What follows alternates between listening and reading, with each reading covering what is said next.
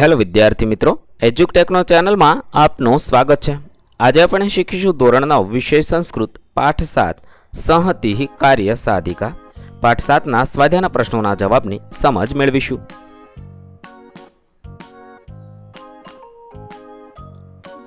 પ્રશ્ન નંબર 1, વિકલ્પેભ્યઃ સમુચિતમ ઉત્તરમ चित्वा लिखत। 1, प्रभात काले वायसः कम अपश्यत। जवाब थशे क व्याधम। 2, गगने क सपरिवारः व्यसर्पत। जवाब थशे चित्रग्रीवः। 3, विपत्काले किं करणीयम्।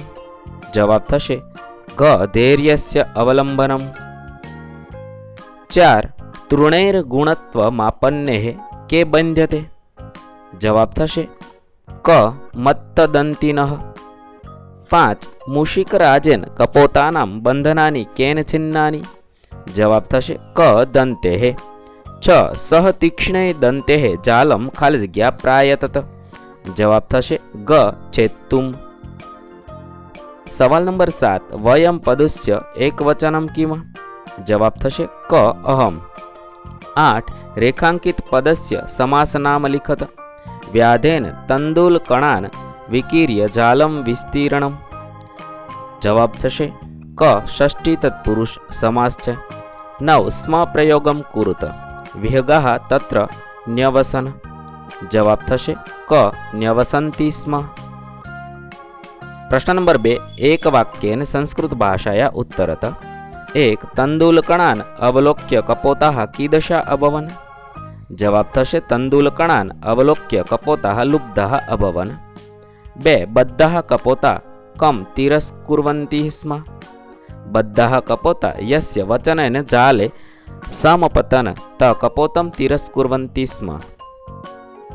3, अल्पानां वस्तूनां संहतिः कीदृशी भवति। अल्पानां वस्तूनां संहतिः कार्यसाधिका भवति। 4, जनेन सह उत्पतिताः विहगाः कुत्र गच्छन्ति। जवाब थशे जालेन सह उत्पतिता विहगा हिरण्यनामकस्य मूषकराजस्य समीपं गच्छन्ति। 5, भूतले शङ्काभिः किम् आक्रान्तं भवति। भूतले दुर्लभं सर्वम् अन्नं पान्नं च शङ्काभिः आक्रान्तं भवति। ત્યારબાદ પ્રશ્ન નંબર 3, રેખાંકિત પદાની આધૃત્ય પ્રશ્નાની નિર્માણમ કુરુત। કૌંસમાં આપેલા શબ્દનો ઉપયોગ કરી રેખાંકિત શબ્દની જગ્યાએ કૌંસમાં આપેલા શબ્દનો ઉપયોગ કરી આપણે પ્રશ્ન વાક્ય બનાવવાનું છે। 1, ગોદાવરી તીરે વિશાલ શાલ્મલિતરુ અસ્તિ। પ્રશ્ન થશે કુત્ર વિશાલઃ શાલ્મલિતરુ અસ્તિ। 2, વ્યાધેન જાલમ વિસ્તીર્ણમ। જાલમની જગ્યાએ વ્યાધેન કિમ વિસ્તીર્ણમ, એ રીતે આપણે પ્રશ્ન વાક્ય બનાવવાના છે। 3, વ્યાધેન તંદુલકણાન વિકીર્ય જાલમ વિસ્તીર્ણમ। વ્યાધેન કિમ કૃત્વા જાલમ વિસ્તીર્ણમ। 4, વાયસઃ પ્રભાતકાલે વ્યાધમ अपश्यत। वायसः कदा व्याधम अपश्यत। 5, चित्रगिवस्य मित्रं मूषकराज अस्ति। कस्य मित्रं मूषकराजः अस्ति। आ रीते આપણે આપેલા શબ્દની જગ્યાએ કૌંસમાં આપેલા શબ્દનો ઉપયોગ કરી પ્રશ્નવાક્ય બનાવીશું। પ્રશ્ન નંબર 4, ઘટનાક્રમ અનુસાર વાક્યને લિખત। અહીંયા વાક્ય આપેલા છે તે આડાઅવળા છે, તેને ઘટનાક્રમ અનુસાર લખવાના છે। તો પહેલું વાક્ય થશે વાયસઃ કૃતાંતમ ઇવ। દ્વિતીયમ અટંતમ વ્યાઘમ अपश्यत। બીજું વાક્ય થશે બુદ્ધાનામ વચનમ આપાતકાલે ગ્રાહ્યમ એવમ। ત્રીજું વાક્ય થશે અનંતરમ તે સર્વે જાલેન બધા અભવન।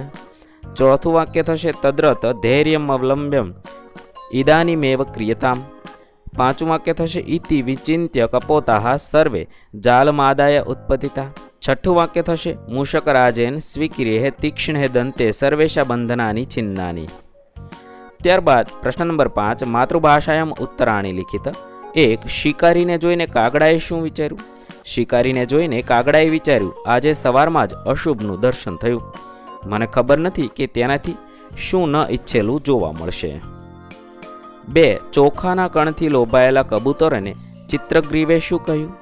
ચોખાના કણથી લોભાયેલા કબૂતરોને કબૂતરોના રાજા ચિત્રગ્રીવે કહ્યું અહીં નિર્જન વનમાં ચોખાના કણ ક્યાંથી, તો તેના વિશે વિચાર કરો।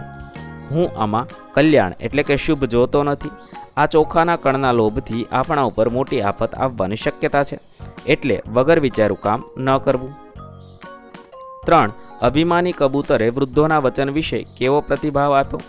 અભિમાની કબૂતરે વૃદ્ધોના વચન વિશે પ્રતિભાવ આપતા કહ્યું, આમ કેમ કહો છો? આપત્તિનો સમય આવે ત્યારે વૃદ્ધોનું વચન સ્વીકારવું જોઈએ, પરંતુ બધે જ આવું વિચારીએ તો ભોજન કરવાની પ્રવૃત્તિ પણ ન કરી શકાય. બધું દુર્લભ ખાનપાન શંકાઓથી છવાયેલું છે. પ્રવૃત્તિ ક્યાં કરવી, કેવી રીતે જીવવું? 4. કબૂતરો કઈ રીતે જાળમાંથી મુક્ત થયા? પારધીને પાછો ફરેલો જોઈને કબૂતરો ચિત્રગ્રીવના કહેવાથી મૂષકરાજ હિરણ્યકની પાસે ગયા. ચિત્રગ્રીવના મિત્ર મૂષકરાજે પોતાના તીક્ષ્ણ દાંતોથી બધા કબૂતરોના બંધન કાપી નાખ્યા. આ રીતે કબૂતરો જાળમાંથી મુક્ત થયા. પ્રશ્ન નંબર 6. માતૃભાષાયામ અનુવાદ કુરુતો. 1. વિવિધેભ્યઃ દેશેભ્યઃ સમાગતાઃ વિહગાઃ તત્ર રાત્રૌ નિવસંતિ. ગુજરાતી થશે, જુદા જુદા સ્થાનોથી આવેલા પક્ષીઓ ત્યાં રાત્રે રહેતા. 2. ચિત્રગ્રીવનામા કપોતરાજઃ પરિવારેણ સહ ગગને વ્યસર્પત. ચિત્રગ્રીવ નામનો કબૂતરોનો રાજા પરિવાર સાથે આકાશમાં જતો હતો. 3. તસ્ય તદ્વચનમ શ્રુત્વા સર્વે કપોતાઃ તત્ર જાલે ઉપવિશનમ. તેનું તે વચન સાંભળીને બધા કબૂતરો ત્યાં જાળ ઉપર બેઠા.